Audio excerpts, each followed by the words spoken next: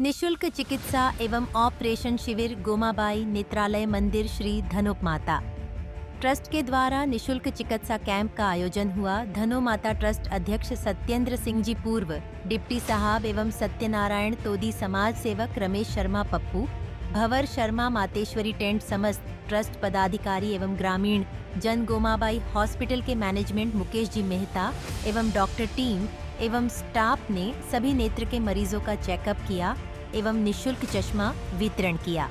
Operation के लिए मरीजों को 3 सितंबर की तारीख दी। 40 से अधिक मरीजों को हॉस्पिटल के लिए रेफर किया। मेडिकल हेल्थ केयर की टीम एवं ट्रस्ट का संपूर्ण सहयोग रहा। दैनिक भास्कर मीडिया कर्मी कवरेज में सहयोग रहा। ट्रस्ट अध्यक्ष सत्येंद्र सिंह जी ने गोमाबाई हॉस्पिटल की टीम को धन्यवाद कहा। क्या है गोमाबाई हॉस्पिटल नीमच? तो गोमाबाई हॉस्पिटल अपने आप में एक बहुत बड़ा हॉस्पिटल है और यहाँ पर हॉस्पिटल के अंदर एक सब तरह की सुविधाएं और पूरी टीम बोलते हैं गोमाबाई हॉस्पिटल की ऐसे भिलवाड़े की भी टीम आती है, लेकिन पूरी टीम चेकअप करती है और संतुष्टिपूर्ण तरीके से करती है। और इस टीम के साथ में पूरी टीम और बस यहाँ पर आई, यहाँ डिप्टी साहब के माध्यम से धनुक माता ट्रस्ट के माध्यम से कैंप लगाया और इस कैंप के अंदर काफ़ी लोगों को देखा जा रहा है। 2 से 3 दिन बाद की तारीख दी जाएगी जिनके अंदर इनके ऑपरेशन किए जाएंगे। कैसा लग रहा है प्रचार प्रसार या गाँव के लोगों को आपने क्या मैसेज दिया? गाँव में कम से कम 3-4 दिन से हम लोग इतना प्रयास किया, अलग अलग जगह पर लोग गाड़ी के माध्यम से सब लोग जागरूक किया कि हमारे धनुक माता के हमारे आँखों का कैंप आयोजित कर रहे हैं। इसमें अधिक से अधिक संख्या भाग लेकर इस योजना का लाभ उठाएं। और जो ये योजना भारत सरकार द्वारा निःशुल्क योजना चलाई जा रही है और गोमाबाई जैसे नीमच का एक फेमस हॉस्पिटल है, आसपास के सभी क्षेत्र गोमाबाई हॉस्पिटल से परिचित है, क्योंकि वो एक मात्र ऐसा हॉस्पिटल है जिसमें जो मरीज जाते हैं उनको अच्छी तरीके से इलाज किया जाता है, वो उनकी जो सफलता मिलती है उनका बिल्कुल अच्छा बेचा जाता है। और आसपास हम लोग 3-4 दिन से इतना प्रयास करें कि प्रत्येक गाँव में जैसे कि इंडिया है, धनुक माता जी है, पूरिया है, नई रजाज है, उधर कनेक्शन करना है। सब गाँव में रात्रि में भी जाकर के लोगों को जागरूक किया कि हमारे आसपास ऐसा निःशुल्क कैंप आयोजित कर रहे हैं, उसमें आप अधिक से अधिक संख्या में पधारें। और हमारा एक लक्ष्य और है कि जल्दी से जल्दी हम भी ये योजना बना रहे कि हमारे गाँव नई रजाज में इस कैंप का आयोजन कराने के लिए आज हम डॉक्टर साहब से भी बात की है। उन्होंने बोला कि हम एक तारीख दे देंगे आपको, उसमें आप नई रजाज में कैंप आयोजित करवा सकते हैं। तो हमारा इनका भी अच्छा योगदान है इस कैंप में। ये भी एक मीडिया है तो इन्हें अच्छी न्यूज़ चलाई है कि आसपास हमने अच्छा मैसेज किया और सभी टीम वाचों का मैं धन्यवाद ज्ञापन करता हूँ। आज इतनी अच्छी मन खुश हो गया कि इतनी संख्या में लोग आए और आनंद उठा मरीज चेकअप करवा रहे हैं और जिनकी चेकअप हो रही है उनको चश्मा दिया जा रहा है। और उसके बाद ऑपरेशन की जरूरत पड़ती है तो 3 तारीख को यहाँ बस द्वारा भिलवाड़ा ऑपरेशन कराया जाएगा। उसके बाद में यदि ज़्यादा तकलीफ है तो नीमच के लिए भी डॉक्टर ने जो पर्ची बनाई है वो नीमच बुलाया जाएगा, वहाँ ऑपरेशन किया जाएगा। ये कैंप क्या निःशुल्क लग रहा है और इस कैंप के अंदर सभी मरीजों को निःशुल्क जाँचें वाँचें की जा रही है। तो गोमाबाई के लिए आप क्या कहना चाहोगे सर कि हमारी है वो कौन है रामपाल जी को दो ना वहाँ जाओ उधर पीछे इसके ऑपरेशन आपकी पर्ची ना लग रहा है वहाँ चलिए गरीबों का भला शुगर देख रहे हो कमरे में तो बनता है भैया रास्ता छोड़ दो इधर से सुविधा नहीं ले सकता वो कौन है ना अच्छा काम है। मैं देखो परमात्मा वहाँ रास्ते में जाओ, वहाँ कमरे में जाओ का भला। आप इसी काम से? मैं धनौर से बिलोंग करता हूँ, मेरा नाम तो ये जो कैंप्स लग रहा है सर, आप किस तरह से जांचें क्या हो रही है? देखिए जो यहाँ शिविर में जितने भी आने वाले मरीज हैं सभी का जो ऑपरेशन किया जा रहा है उन मरीजों का हम निरीक्षण कर रहे हैं। जिन मरीजों में यूरिन शुगर पाया जाता है उनका नेत्रालय में निःशुल्क इलाज किया जाएगा और जो भर्ती के लिए जो भी मरीज शिविर में बुलाए जाएंगे निर्धारित समय के अनुसार तारीख के अनुसार HIV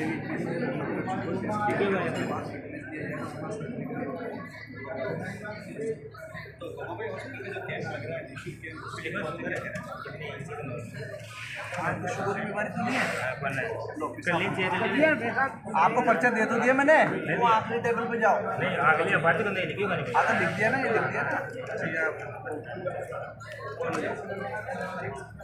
गोमाबाई हॉस्पिटल के साथ सभी मरीज संतुष्ट हैं और उनको ऐसा लग रहा है कि भाई आप चाचा वाचा तो किसी का ऑपरेशन हो रहा है तो गोमाबाई हॉस्पिटल को लेकर हम यहाँ पर पेशेंट के सामने मौजूद हैं। सर ये गोमाबाई का जो हॉस्पिटल लग रहा है सर, निःशुल्क लग रहा है, उसके लिए क्या कहना चाहते हैं सर? माता ट्रस्ट के द्वारा ये बहुत बढ़िया से आप में आराम से और ये सब निःशुल्क सुविधा है। कितना अच्छा चेकअप है, सब यूरिन की जांच हो रही है, शुगर की जांच हो रही है। तो इनको मतलब कि एक ही प्लेटफॉर्म पर सब हो रहा है। भीलवाड़ा में भी इसकी शाखा खुल चुकी है, तो इसका ऑपरेशन भी भीलवाड़ा होगा तो मरीज को वहाँ ले जाने की जरूरत नहीं पड़ेगी। सही है सर, जनता के लिए सही है। जो आदमी पैसा नहीं लगा सकता उसके निःशुल्क होगा तो ये तो बहुत अच्छी बात है। तो ऐसा होना चाहिए। और मैं भी हो रही कि जो कैंप लगेगा उसके लिए जनता को प्रेरित करूँगा। Yes yes. तो आप क्या कहना चाह रहे हैं? बात है कैंप लाग रही है, आपने कहीं महसूस करी अच्छा है कैंप लेकिन आपके ऑपरेशन हो जाए जाँच आपके क्या पूछा भाई?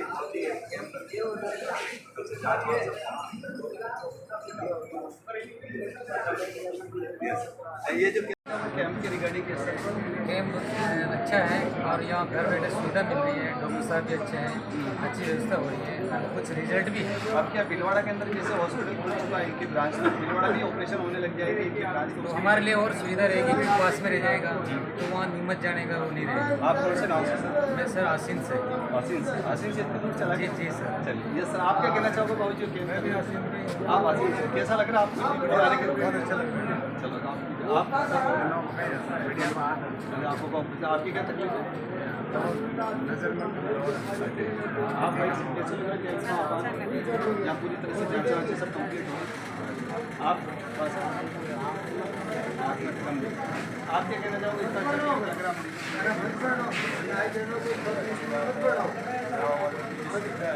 निःशुल्क के सामने लगाए कैंप, आप क्या कहना तो जैसे यहाँ पर ग्रामीण जन से हमने बात करी, संतुष्टिपूर्ण तरीके से कैंप हो रहा है और कैंप के अंदर काफ़ी लोग संतुष्ट हैं और काफ़ी लोगों का आंखें का ऑपरेशन फ्री है और 2 दिन बाद गाड़ी आएगी, इनको जो भी तारीख दी जाएगी उस तारीख के दिन यहीं गाड़ी आएगी और यहीं से मरीजों को ले जाएगी, फिर ऑपरेशन करके वापस छोड़ने के लिए गाड़ी आएगी। जब आपको एक तारीख दी जाएगी उस तारीख के दिन आपको आना है।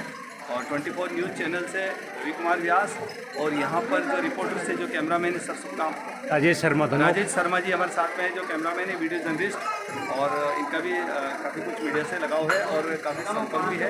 तो इस क्षेत्र को ज़्यादा मेडिकल चिकित्सा सुविधा मिले और आई का हॉस्पिटल का हर मंथली यहाँ पर कैंप लगे। रवि कुमार व्यास 24।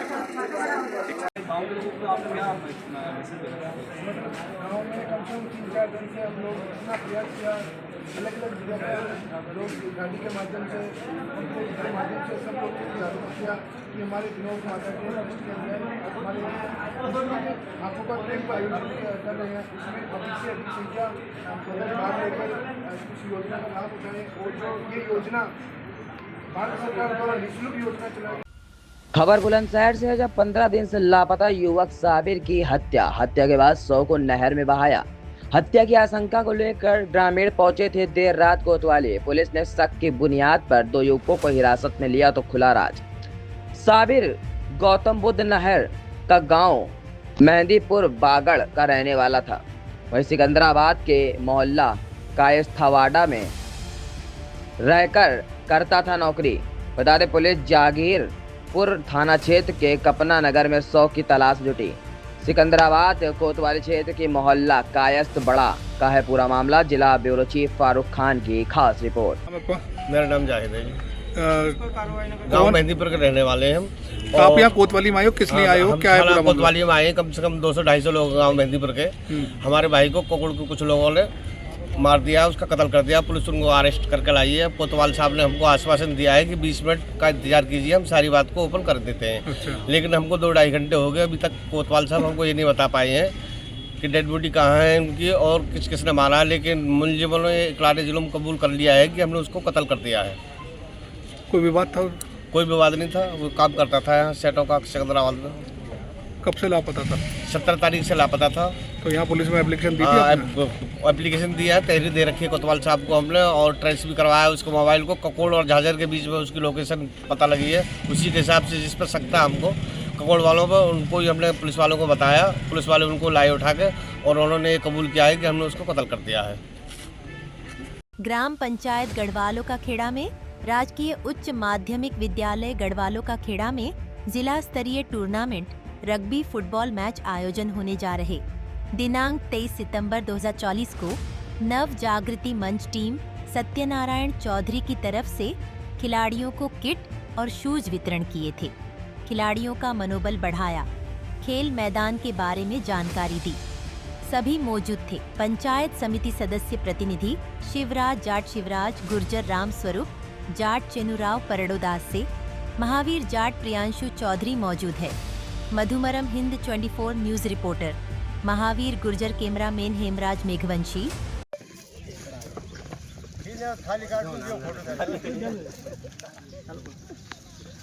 ग्राम पंचायत गढ़वालों का खेड़ा में जिला स्तर पर होने जा रहे टूर्नामेंट के लिए जो हमारे यहाँ खिलाड़ी हैं बालिकाएं, उनको किट और ये अपने शूज वितरण दिए जा रहे हैं सरपंच प्रत्याशी सत्यनारायण जी चौधरी की तरफ से। और हमारे राजकीय उच्च माध्यमिक विद्यालय के मौजूद शारीरिक शिक्षक सत्यनारायण जी यादव साहब भी यहाँ हैं, जो कई बार खिलाड़ियों को ले जा चुके हैं नेशनल लेवल, स्टेट लेवल, राज्य स्तर लेवल, जिला लेवल पर, और आइए और वितरण करते हैं। और हम बात करते हैं हमारे पंचायत समिति सदस्य शिवराज जी, उनसे बात करते हैं कि खेल के प्रति आप क्या कहना चाहोगे? हाँ सर। खेल के प्रति क्या है, जो भी प्रक्रिया चालू है वो अच्छा है, ये उम्मीद है कि सब आगे बढ़े जी। और ये हमारे सत्यनारायण जी चौधरी सरपंच प्रत्याशी गढ़वालों खेड़ा के, क्या कहना चाहोगे आप? खेल के प्रति क्या है, हमेशा खेल को आगे बढ़ाना चाहिए। और अपने सत्यनारायण जी यादव साहब काफ़ी मेहनत कर रहे हैं, 15-20 साल से मतलब वॉलीबॉल में, कबड्डी, ये रग्बी टूर्नामेंट, फुटबॉल में मतलब एक्टिव है, काफ़ी अच्छा हो रहा है। और अच्छा मतलब एक अपने भाई विनोद जो पिछले साल राज्य स्तर में टूर्नामेंट खेल चुका है, और मैं यही चाहता हूँ अपने यहाँ से 5-6 लड़के स्टेट लेवल खेले ये साल, ये मेरी काम। और ये बालिकाओं की बढ़िया हिम्मत बढ़ा रहे हैं, कुछ ये किट वगैरह, बूट और खेलने के लिए, अभ्यास के लिए बहुत ही अच्छा रहेगा इनके लिए। और शिव जी आप क्या कहना चाहोगे? हाँ, बड़ौदा से बता रहे हमारे रामलाल जी, समाज सेवा और युवा नेता जो हमेशा जागरूक रहते हैं, और उनसे बात करेंगे। आप खेल के प्रति क्या कहोगे? भारत माता की जय। ये साल हमारे गढ़वाला खेड़ा पंचायत में, गढ़वाला खेड़ा ग्राम में जो टूर्नामेंट है वहाँ के लिए सत्यनारायण जी जो मेहनत किया है, वहाँ के लिए मैं भी यही उम्मीद करा भाई पहलो इनाम अपनी पंचायत गढ़वाला खेड़ा ही उठावे और मेहनत करे, और खेल खेल की भावना खेले, जितनी मेहनत की रही उतना फल मिली। धन्यवाद, बहुत बहुत धन्यवाद, इन्होंने बहुत अच्छी बात कही। और हमारे गांव से बता रहे हैं समाज सेवक, और अभी भी भाजपा में सदस्य ज्वाइन की महावीर जाट, आप खेल के प्रति क्या कहोगे? खेल के प्रति हमारे गढ़वालों खेड़ा हमेशा के लिए आगे रहा है, और हमारे स्कूल के शारीरिक शिक्षक सत्यनारायण जी यादव साहब जो खेल के प्रति अच्छी जागरूकता रखते हैं बच्चों के लिए, और हमेशा पहले भी 3-4 हमारे गांव की जो बहनें हैं जो नेशनल लेवल पर उनका हो चुका है चयन, वो अभी शारीरिक शिक्षक है। और मैं यही कहना चाहता हूं कि सभी बच्चे अच्छी खेलें और तन मन धन से खेलें, खेल की भावना से खेलें, और यही उम्मीद रखता हूँ। खेल अच्छी रुचि रखनी चाहिए खेल में। और अपने यहाँ अभी तक खेल मैदान तैयार नहीं है, फोटोदास ला के खेतों में खिलाया जा रहा है, उसके बारे में आप क्या कहोगे? उसके प्रति अच्छे अभी हो जाएगा ग्राउंड, वो मिट्टी जो डलवाने की, गुड्डा डलवाने की कर रहे हैं, उसमें अभी लगाया उस ट्रैक्टर जैसे भी, लेकिन वो क्या कि ग्राउंड बारिश की हिसाब से वो डल नहीं पाया, 1-2 दिन में वो तैयार होकर हम कंप्लीट करवा देंगे ग्राउंड को। हमारे पूजनीय गुरुदेव से बात करेंगे। हाँ सर, आप खेल मैदान के बारे में क्या कहना चाहोगे? सर नमस्ते, मैं खेल मैदान के बारे में ये बोलना चाहूँगा कि खेल मैदान बने हुए कम से कम 7-8 महीने के लगभग हो गया, और खेल मैदान बनाया गया है क्रिकेट के लिए, पर्सनली क्रिकेट के लिए।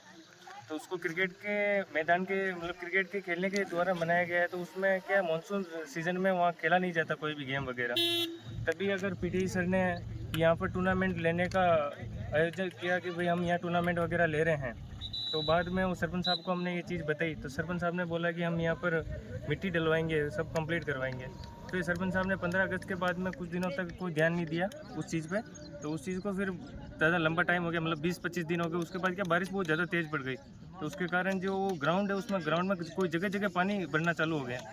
तो अब फिर सरपंच साहब ने गाँव वालों को बोला कि भाई जाओ कोई अपना ट्रैक्टर वैक्टर लेके आओ और यहाँ मिट्टी डालो। अब मिट्टी डाले कैसे, 5 ट्रिप डले और 6ठा ट्रिप डल ही नहीं रहा। क्यों नहीं डल रहा है, क्योंकि वहाँ पानी बढ़ने के कारण वहाँ सारी मिट्टी वहाँ टायर वहाँ फंस जाता है और फिर आगे कोई जाता ही नहीं। आपने जैसे कि बारिश का कारण बताया है, लेकिन आप बोल रहे हैं कि 3-4 महीने हो गए खेल मैदान बन चुका, तो भी आप देख रहे हैं कि यहाँ खेतों में लाकर अभ्यास कराया जा रहा है, वो क्या कारण है सर? तो सर वो सरपंच की गलती है, क्योंकि बच्चे आज यहाँ मेरी भी बहन खेल रही है, तो अगर कोई दूसरे की बहन भी होगी तो 3-3 किलोमीटर 4-4 किलोमीटर आके निकलेगी। कोई मजाक का काम पानी की व्यवस्था भी नहीं है, कोई मजाक का भी काम नहीं है सर कि भाई यहाँ मैं 4 किलोमीटर मेरी बहन को बेच के यहाँ खिलाने भेजूंगा। अपन को भी डर लगता है, सब सही बात है सर। ये यहाँ आसपास देख लो आप, यहाँ से फलटोदास भी कम से कम मान लो तो 700 मीटर दूर है, 700 मीटर। आज भी कुछ यहाँ हो जाए तो कोई यहाँ पर कोई रिस्पॉन्सिबिलिटी लेने वाला कोई आदमी है कोई नहीं। घटना होती बालिकाओं के साथ तो कौन जिम्मेदार है? कोई जिम्मेदार नहीं है अभी इस टाइम पे, कोई जिम्मेदार नहीं। ये सरपंच को बोलना चाहिए था और सरपंच को इस पे ध्यान भी देना चाहिए था, क्योंकि भाई वहाँ ग्राउंड है तो वहाँ फैसिलिटी पूरी कंप्लीट करवाएं, बच्चे वहीं खेलें, वहाँ से डायरेक्ट स्कूल निकल जाए। अब बच्चे यहाँ आते हैं, आने में यहाँ इनको 1-1.5 घंटा लगता है, खेलते हैं, फिर जाने में 1-1.5 घंटा लगता है, फिर पानी कब पियेंगे? अच्छा चलो ठीक। और यहाँ ये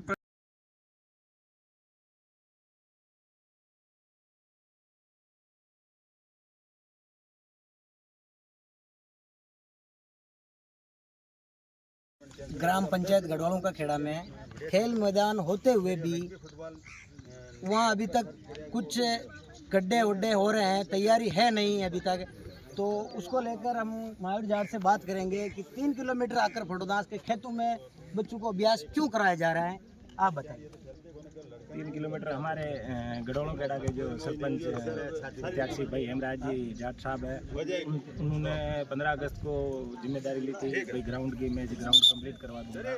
और ग्राउंड के लिए उन्होंने भी कोशिश की थी, ट्रैक्टर और जेसीबी का भेजा था, लेकिन उस दिन ये बारिश नहीं सर, खेल मैदान तो कब का बन चुका है, लेकिन क्या समस्या आ रही है? जो 3 किलोमीटर आपको दिखाई दे रहा है बच्चों को यहाँ अभ्यास कराया जा रहा है, वो क्या कारण है? वो यही है कि पहले उन्होंने मिट्टी वो गुड्डा जो ग्राउंड में डलाते हैं, वो छोटी मोटी जो भी समस्या थी वो बाकी है अभी भी। और मैं उन्होंने जो ये जिम्मेदारी ली, तो मैं यही कहना चाहता हूँ कि भाई साहब ने जिम्मेदारी ली, उसको मैं अभी कल या परसों जैसे ही बारिश ख़त्म हो जाएगी, बारिश का मेन कारण है। कितने दिन में खेल मैदान तैयार हो जाएगा? जैसे आजकल जैसे बारिश में ख़त्म हो जाओ तो जल्दी से जल्दी आपका ग्राउंड तैयार कर देंगे। और 4-5 तारीख से 4-5 दिन से आप देख रहे बारिश आ नहीं रही, अगर 2 दिन में तैयार करो तो यहाँ बच्चों को बहुत समस्या आ रही है, गुर्दे भी तकलीफ। 3 किलोमीटर पैदल आकर यहाँ अभ्यास कराया जा रहा है, इसके बारे में बताएं कि आप कब तक खेल मैदान को तैयार करवाने की कोशिश करें? 3-4 दिन में, जैसे ही आप बोल रहे हैं वैसे 3-4 दिन में हम कंप्लीट करवा देंगे। हमारे को पता है ग्राउंड में अभी कुछ काम अधूरा है, वो पूरा हो जाएगा। जिम्मेदारी ली भाई साहब ने तो वो पूरा कर देंगे। और सर आप क्या कहना चाहोगे खेल मैदान? सर नमस्कार, मैं खेल मैदान के बारे में ये मैं ग्राम पंचायत गढ़वालों खेड़ा के सभी गणमान्य नागरिकों का तहे दिल से धन्यवाद ज्ञापित करता हूं और बहुत बहुत धन्यवाद और बधाई देता हूं हमारे समाज सेवी और सरपंच प्रत्याशी सत्यनारायण चौधरी का एवं उनके जो टीम है, उन सब का बहुत बहुत धन्यवाद, जिन्होंने इन बच्चों का हौसला बढ़ाने के लिए जो इनको पूरी किट 16 किट जो बच्चों को दी है। हम सभी इनके आभारी हैं कि इन्होंने बच्चों का और हमारा मनोबल बढ़ाया है। और मैं विश्वास दिलाता हूं कि ये जो रग्बी जिला स्तरीय रग्बी फुटबॉल टूर्नामेंट जो गढ़वालों खेड़ा में आयोजित होने जा रहा है, उस टूर्नामेंट में हमारे 17-19 के छात्र और 17-19 की जो छात्राएं हैं वो इस टूर्नामेंट में भाग लेगी और बहुत उम्दा प्रदर्शन करते हुए विजेता घोषित होगी या विजेता बनेगी, ऐसी मेरी आशा है। इतना विश्वास है कि हम इस तरह के जो अभ्यास है वो करवा रहे हैं। और ये जो बच्चे हैं इनमें भी क्या है कि खेल भावना कूट कूट करके भरी हुई है और इनमें चाहे लड़का हो चाहे लड़की हो, इनमें खेल के प्रति बहुत जागरूक है। और पूरा गांव, पूरी ग्राम पंचायत इस टूर्नामेंट को लेकर के काफ़ी उत्साहित है और इसको बहुत ही अच्छे तरीके से संपन्न करवाने के लिए वचनबद्ध है। और मैं आशा करता हूं कि हमारी जो टीम है वो सफलता की ओर अग्रसर होगी। एक बार मैं पुनः हमारे जो पड़ोदास और हमारे जो गढ़वाल खेड़ा के जो समाज सेवी हैं उन सब का तहे दिल से धन्यवाद ज्ञापित करता हूं कि आपने बच्चों के लिए हौसला बढ़ाने के लिए इतना बहुत बहुत धन्यवाद। मुद्रम 24 न्यूज महावीर गुजर रिपोर्टर कैमरामैन के बारे में सत्यनारायण जी से बात करेंगे कि खेल मैदान अभी तक तैयार है नहीं सर, उसके बारे में क्या बता। खेल तो क्या है, अभी ग्राउंड तो अभी कंप्लीट हो नहीं चुका आपने, अभी तो अधूरा ग्राउंड है। अभी क्या सरपंच को पूछो अभी क्या हो रहा है क्या नहीं। आप लोग समस्या क्या है? समस्या तो क्या है, उसमें रोड़ा वगैरह डाला नहीं, अभी मिट्टी वगैरह। अभी 2-3 दिन पहले ट्रैक्टर भी चलाए थे, कोई बोल रहे JCB का प्रॉब्लम आ गया, उसकी वजह से हो नहीं पाया। तो महावीर जी बोल रहे अभी हो जाएगा 2-4 दिन में। महावीर जी कब हो जाएंगे? अभी सर 3 किलोमीटर दूर आके बच्चे पढ़ते हैं, यहाँ खेलने के लिए आ रहे हैं। 3 किलोमीटर यहाँ पड़ोदास आकर बच्चे पढ़ाई भी इनकी बिगड़ रही है और यहाँ आकर खेलने के लिए गुरुदेव यहाँ अभ्यास करा रहे। तो आपके गांव में आपके गांव में क्या मेरे गांव में जो ग्राउंड में जो सेक्शन हुआ 35 लाख रुपए ग्राउंड में बजट पास हुआ ग्राउंड का, अभी तक उसका वो रिपेयरिंग वो नहीं है। मतलब अधूरा, मतलब गेट वगैरह उसके नाला कुछ भी अंदर ट्रैक्टर जाने के लिए बहुत समस्या अड़चन आ रही है। तो अपने जिला स्तर पर जो टूर्नामेंट होने जा रहा है उनकी दिनांक बहुत जल्द आने वाली है, ये समस्या कहाँ आ रही है? आप बातचीत करके हमें ये वापस जरूर संपर्क करें। आज ही संपर्क करेंगे और जल्द से जल्द करवाने की कोशिश करवाएंगे। जी धन्यवाद। कई दिनों से भेड़ियों ने तबाही मचा रखी है। रविवार को भी भेड़ी के हमले में एक मासूम बच्ची की मौत हो गई और 2 महिलाएं घायल हैं जिनका इलाज अभी चल रहा है। तो वहीं अब तक करीब 10 से ज्यादा लोगों की मौत भेड़िए के हमले की वजह से हो चुकी है। भेड़िए के आए दिन हो रहे हमलों में करीब 50 लोग घायल भी हैं। भेड़िए को पकड़ने के लिए ड्रोन, पिंजड़ा और जाल तीनों चीजें लगाई गई हैं, लेकिन अभी तक वहां के वन विभाग की तरफ से भेड़िए को गिरफ्त में नहीं लिया गया है। बहराइच DM मोनिका रानी कहती हैं कि मौजूदा हालात और घायलों के बारे में उन्होंने जानकारी दी। उन्होंने कहा कि ये घटना टेपरा गांव की है, महिला घायल हुई है और इसका इलाज भी चल रहा है। भेड़िया 5 से 6 दिन बाद अपनी गतिविधियां शुरू करता है। ये एक अलग गांव है। DM मोनिका रानी का कहना है कि इस ऑपरेशन में सबसे बड़ी बाधा हर बार एक नया गांव चिन्हित होना है। वन विभाग भेड़ियों को पकड़ने की पूरी कोशिश कर रहा है। तो वहीं CHC प्रभारी महसी ने बताया है कि कल देर रात भेड़ियों के हमले में 3 साल की बच्ची की मौत हो गई और 2 अन्य महिलाएं घायल बताई जा रही हैं। जबकि DM का कहना है कि विशेष समस्या ये आ रही है कि ये घटनाएं एक गांव में ना होकर अलग अलग गांव में हो रही हैं, जिसकी वजह से भेड़ियों को पकड़ना थोड़ा मुश्किल होता जा रहा है। वन विभाग और पुलिस की टीमें लगातार लोगों को जागरूक कर रही हैं। मैं ये अपील करना चाहती हूँ कि कुछ दिनों के लिए लोग जागरूक रहें और घरों के अंदर ही सोएं, आंगन में ना सोएं। और ये घटनाएं अलग अलग माह की हैं। आपको बता दें कि उन्होंने आगे कहा कि पिछले महीने यानी कि जुलाई में अब तक ये 8वीं घटना है। शासन इस मामले को लेकर बहुत संवेदनशील है और शासन द्वारा लगातार मॉनिटरिंग भी की जा रही है, जिसमें सफलता भी मिली है। लेकिन अभी भी 4 भेड़िए पकड़े गए हैं, लेकिन कुछ भेड़िए अभी भी बचे हुए हैं। जबकि CM योगी ने भी इस संबंध में निर्देश दिए हैं। आपको बता दें कि भेड़िए के बढ़ते आतंक और लगातार हमलों में घायल हो रहे लोगों को देखते हुए यूपी के CM योगी आदित्यनाथ ने खुद संज्ञान लिया है और मुख्यमंत्री ने कहा कि प्रदेश के कुछ क्षेत्रों में आदमखोर भेड़िए या तेंदुए द्वारा हमले किए जा रहे हैं, उन्हें हर हाल में नियंत्रित करने, पकड़ने का प्रयास किया जाए और आवश्यकता के अनुरूप कदम उठाए जाएं। वहीं पहले दिए गए निर्देशों के अनुसार प्रशासन, पुलिस, वन विभाग, स्थानीय पंचायत, राजस्व विभाग क्षेत्र और व्यापक जन जागरूकता पैदा करें। आपको बता दें कि मुख्यमंत्री ने कहा कि लोगों को सुरक्षा के उपायों के बारे में भी बताएं। जनप्रतिनिधियों का भी इसमें सहयोग लिया जाए। मुख्यमंत्री ने वन मंत्री को निर्देश भी दिए हैं, जिसमें कहा गया है कि वरिष्ठ अधिकारी जनपदों में कैंप करें। वन विभाग के अतिरिक्त कर्मियों को बहराइच, सीतापुर, लखीमपुर, पीलीभीत, बिजनौर और अन्य प्रभावित क्षेत्रों में लगाएं। आपको बताते चले कि भेड़ियों के हमले में जान गंवाने वाले 5 लोगों के परिजनों को 5-5 लाख रुपए का मुआवजा दिया गया है, जबकि 2 संदिग्ध मौतों की जांच रिपोर्ट आने का इंतजार है। बहराइच के मैसी तहसील क्षेत्र में मार्च माह से ही इंसानों पर भेड़ियों के हमले हो रहे हैं।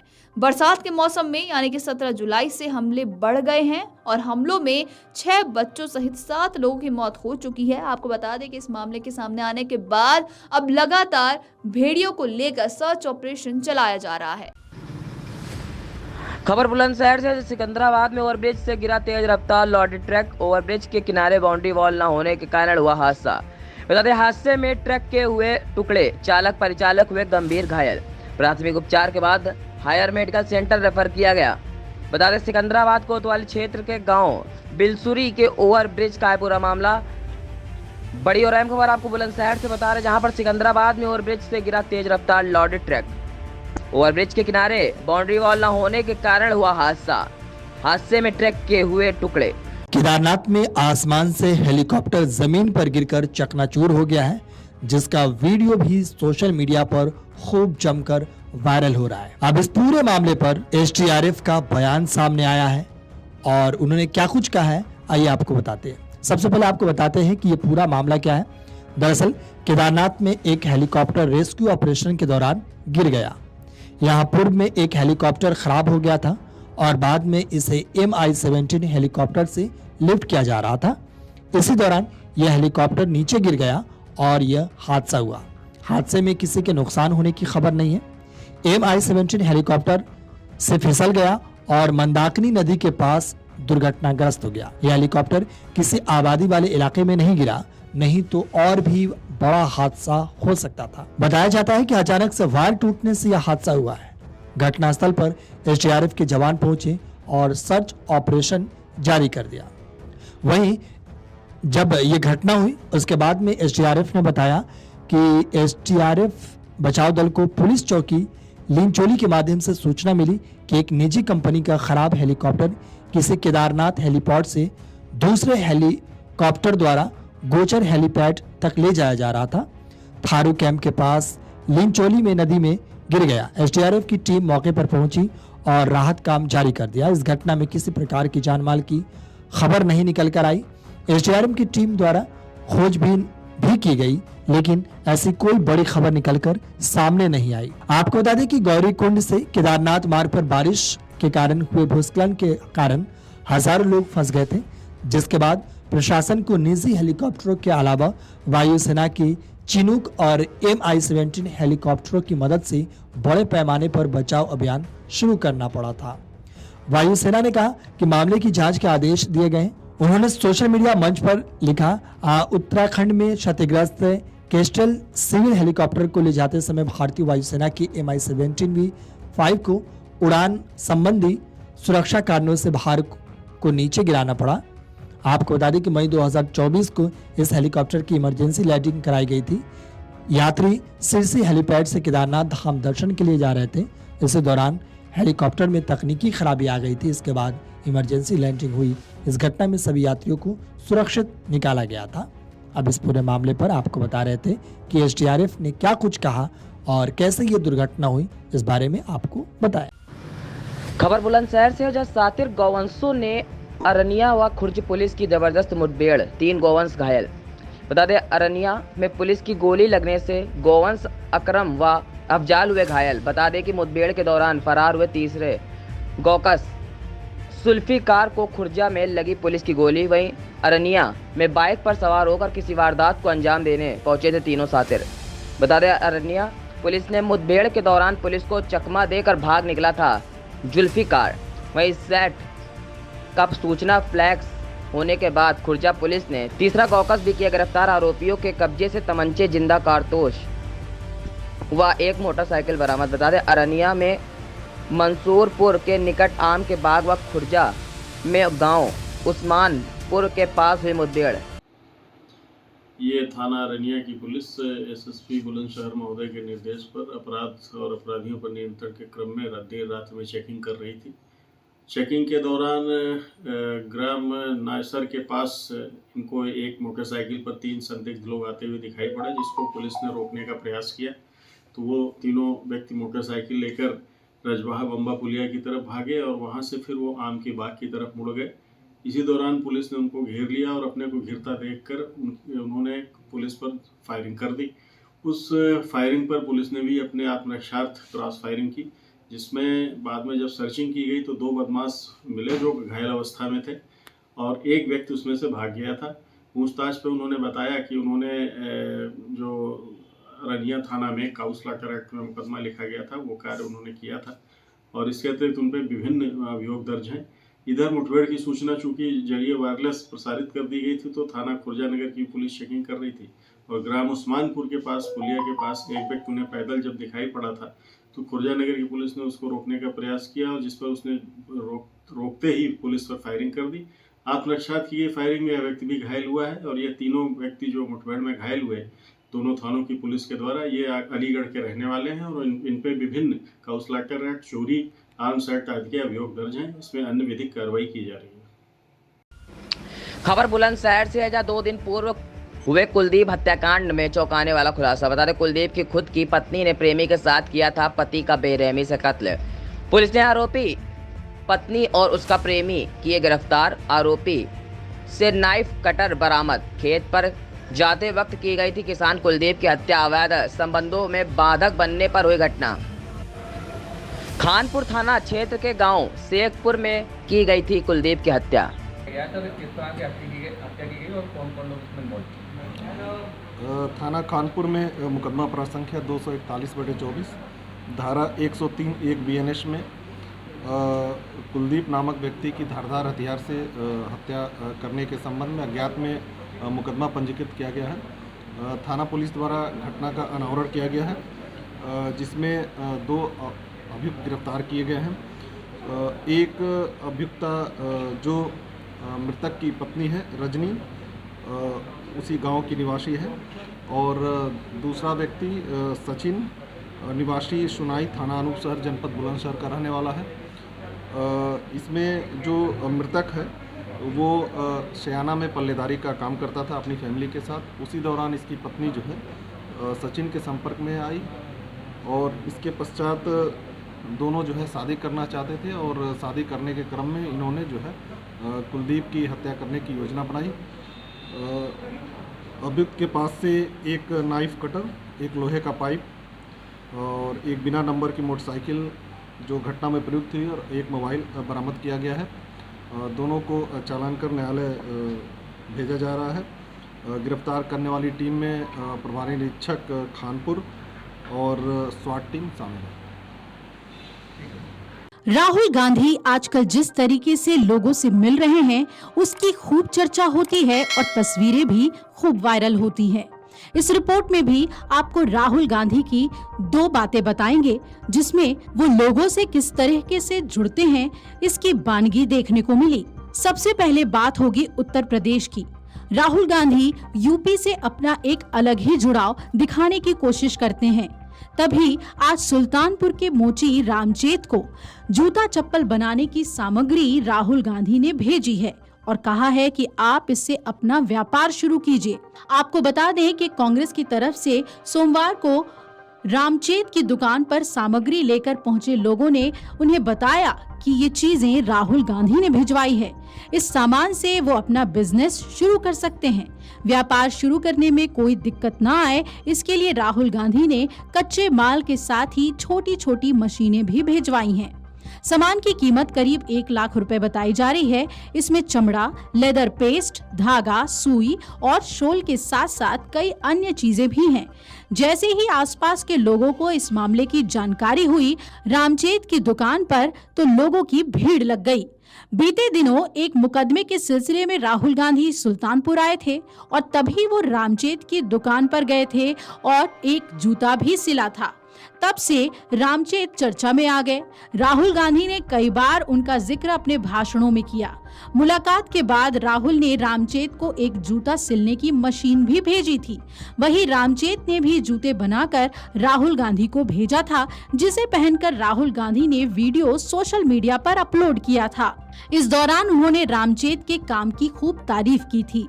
अब आपको बता दें कि सोमवार को राहुल गांधी ने फिर से रामचेत के लिए सामान भेज दिया और उनके चेहरे पर खुशी देखने को मिली।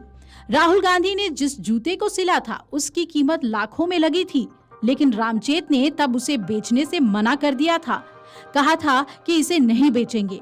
राहुल गांधी ने जिस तरीके से सामान भेजते हुए ये कहा कि इससे आप अपना बिजनेस शुरू कीजिए, उससे तो जैसे रामचेत गदगद हो गए।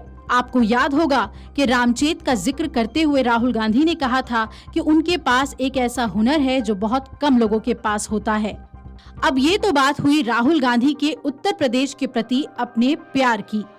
अब बात करते हैं दिल्ली में उनकी एक नई तस्वीर की। जी हाँ, राहुल गांधी ने डीटीसी के बस कर्मचारियों के हालात को लेकर आपकी सरकार को घेरा है। उन्होंने कहा कि डीटीसी बस ड्राइवर भारी मन से पूछ रहे हैं कि अगर वो पक्के नागरिक हैं तो उनकी नौकरी कच्ची क्यों है। उन्होंने कहा कि कॉन्ट्रैक्चुअल मजदूरी ने एक बड़ी जिम्मेदारी के काम को मजबूरी के मुकाम पर पहुंचा दिया है। आम आदमी पार्टी और कांग्रेस दोनों ही इंडिया गठबंधन का हिस्सा भी हैं। राहुल गांधी लगातार समाज के हर तबके के लोगों से जाकर मुलाकात कर रहे हैं। कभी उन्हें रामचेत जैसे मोची से मिलते हुए देखा जाता है तो कभी वो किसी कूली से मिलते हैं। पिछले हफ्ते बुधवार को वो दिल्ली के डीटीसी बस ड्राइवरों से मिले। इस दौरान उन्होंने ड्राइवरों के साथ साथ कंडक्टर्स के साथ भी बात की और इनकी तस्वीरें भी सामने आई, जिसमें वो उनसे चर्चा करते हुए और उनका हाल जानते हुए नजर आए।